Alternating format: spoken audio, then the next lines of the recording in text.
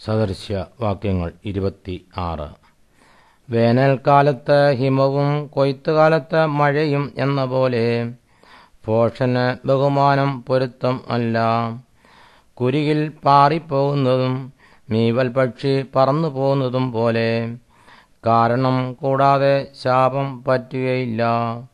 കുതിരയ്ക്ക് ചമ്മട്ടി, കഴുതയ്ക്ക് കടിഞ്ഞാൺ, മൂഢന്മാരുടെ മുതുകിന് വടി. നീയും മൂഢനെപ്പോലെ ആകാതിരിക്കേണ്ടതിന് അവന്റെ ഭോഷത്വം പോലെ അവനോട് ഉത്തരം പറയരുത്. മൂഢന് താൻ ജ്ഞാനിയെന്ന് തോന്നാതിരിക്കേണ്ടതിന് അവന്റെ ഭോഷത്വത്തിന് തക്കവണ്ണം അവനോട് ഉത്തരം പറക. മൂഢന്റെ കൈവശം വർത്തമാനം അയക്കുന്നവൻ സ്വന്തകാൽ മുറിച്ചു കളയുകയും അന്യായം കുടിക്കുകയും ചെയ്യുന്നു. മൂഢന്മാരുടെ വായിലെ സദൃശ്യവാക്യം മുടന്തന്റെ കാൽ ഞാന്നു കിടക്കുന്നത് പോലെ. മൂഢന് ബഹുമാനം കൊടുക്കുന്നത് കവിണയിൽ കല്ലുകെട്ടി മുറുക്കുന്നത് പോലെ. മൂഢന്മാരുടെ വായിലെ സദൃശ്യവാക്യം ഒരുത്തന്റെ കയ്യിലെ മുള്ളുപോലെ, മത്തന്റെ കയ്യിലെ മുള്ളുപോലെ.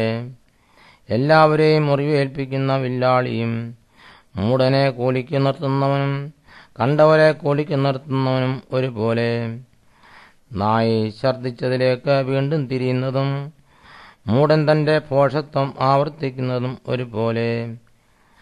തനിക്കു തന്നെ ജ്ഞാനിയെന്ന് തോന്നുന്ന മനുഷ്യനെ നീ കാണുന്നുവോ? അവനെക്കുറിച്ചുള്ളതിനേക്കാളും മൂഢനെക്കുറിച്ച് അധികം പ്രത്യാശയുണ്ട്. വഴിയിൽ കേസരിയുണ്ട്, തെരുക്കുകളിൽ സിംഹം ഉണ്ട് എന്നിങ്ങനെ മടിയൻ പറയുന്നു. കതക് ചുഴിക്കുറ്റിയിൽ എന്ന പോലെ മടിയൻ തന്റെ കിടക്കയിൽ തിരിയുന്നു. മടിയൻ തന്റെ കൈ തളികയിൽ പൂത്തുന്നു. വായിലേക്ക് തിരികെ കൊണ്ടുവരുന്നവന് പ്രയാസം. ബുദ്ധിയോടെ പ്രതിപാദിപ്പാൻ പ്രാപ്തിയുള്ള 7 പേരിലും താൻ ജ്ഞാനി എന്ന മടിയന് തോന്നുന്നു. തന്നെ സംബന്ധിക്കാത്ത വഴക്കിൽ ഇടപെടുന്നവൻ വഴിയെ പോകുന്ന നായുടെ ചെവിക്ക് പിടിക്കുന്നവനെ പോലെ. കൂട്ടുകാരനെ വഞ്ചിച്ചിട്ട് അത് കളിയെന്ന് പറയുന്ന മനുഷ്യൻ തീക്കൊള്ളികളും അമ്പുകളും മരണവും എറിയുന്ന ഭ്രാന്തനെ പോലെ ആകുന്നു. വിറക് ഇല്ലാഞ്ഞാൽ തീ കെട്ടുപോകും, നുണയൻ ഇല്ലാഞ്ഞാൽ വഴക്കും ഇല്ലാതെയാകും. കരി കനലിനും വിറക് തീക്കും എന്ന പോലെ വഴക്കുകാരൻ കലകം ജ്വലിക്കുന്നതിന് കാരണം. ഏഷണിക്കാരന്റെ വാക്ക് സ്വാദുഭോജനം, അത് വയറ്റിന്റെ അറകളിലേക്ക് ചെല്ലുന്നു. സ്നേഹം ജ്വലിക്കുന്ന അതരവും ദുഷ്ടഹൃദയവും വെള്ളിക്കീടം പൊതിഞ്ഞ മൺകുടം പോലെ ആകുന്നു.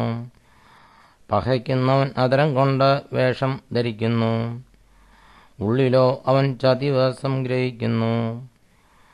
അവൻ ഇമ്പമായി സംസാരിക്കുമ്പോൾ അവനെ വിശ്വസിക്കരുത്. അവന്റെ ഹൃദയത്തിൽ 7 വെറുപ്പുണ്ട്.